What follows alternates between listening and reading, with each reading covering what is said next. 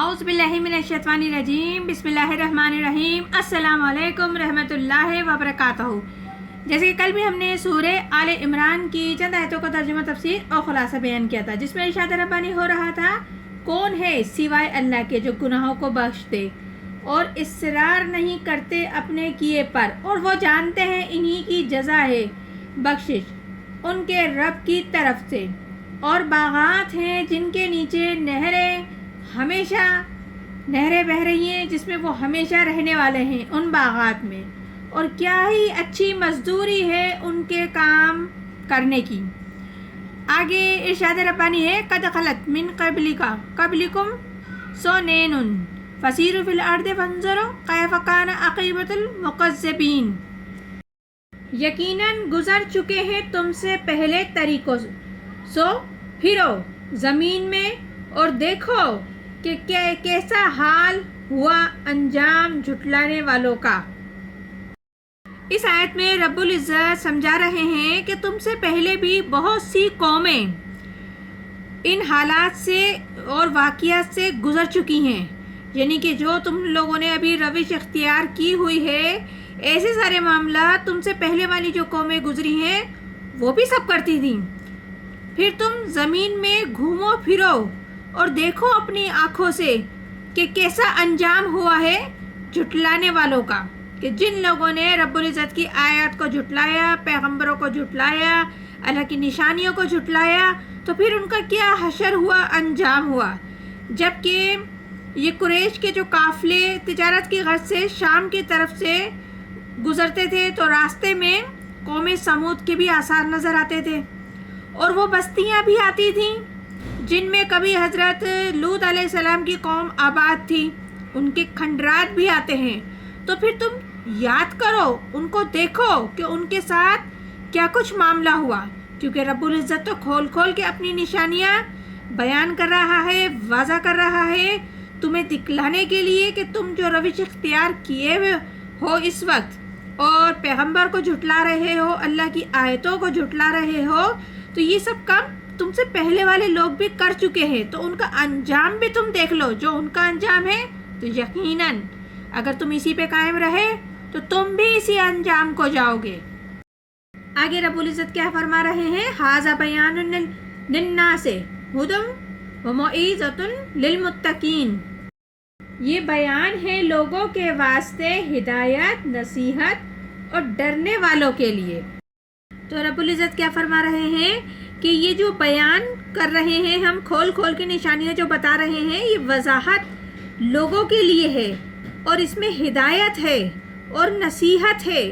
آپ اس نصیحت کو جانو، اس ہدایت کو اختیار کرو، لیکن یہ وہ ہدایت اور نصیحت وہی لوگ اختیار کرتے ہیں جو متقین ہوتے ہیں، اور یہ متقین لوگوں کے حق میں ہے۔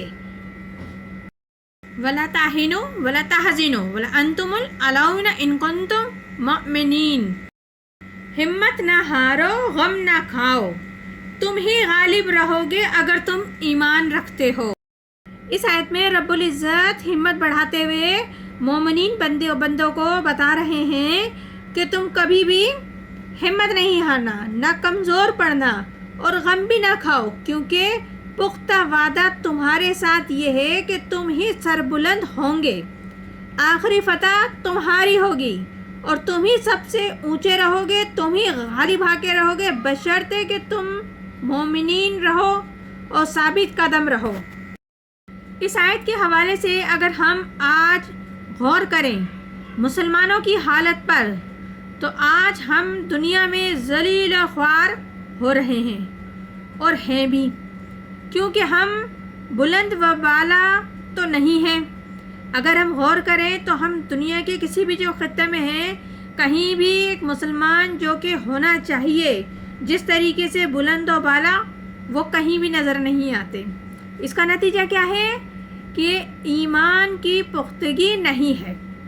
ہمارے اندر ایک عقیدہ ہے جو کہ موروثی عقیدہ ہے، کہ جیسے ہم نے اگر ایک مومن گھر میں، مسلمان گھر میں آنکھ کھولی ہے تو ہمارا عقیدہ ہے کہ بھائی ہاں مسلمان ہیں، ایمان ہے، لیکن ایمان نظر نہیں آتا۔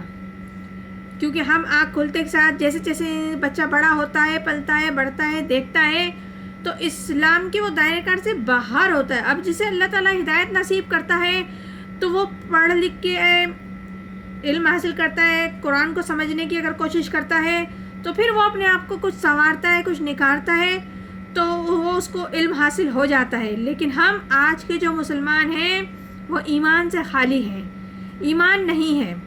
کیونکہ اللہ تعالیٰ بھی فرماتے ہیں کہ امت کے اندر ایمان موجود ہو تو یہ ہو نہیں سکتا کہ امت مسلمان دنیا میں ذلیل و خوار ہو جائے. کیونکہ رب العزت نے امت مسلمان کو سب سے اعلیٰ افضل ترین قرار دیا ہے اور کہا تم سارے جہان والوں پر فضیلت عطا فرمائیے، تو ان کو ذلیل کیسے کر سکتا ہے؟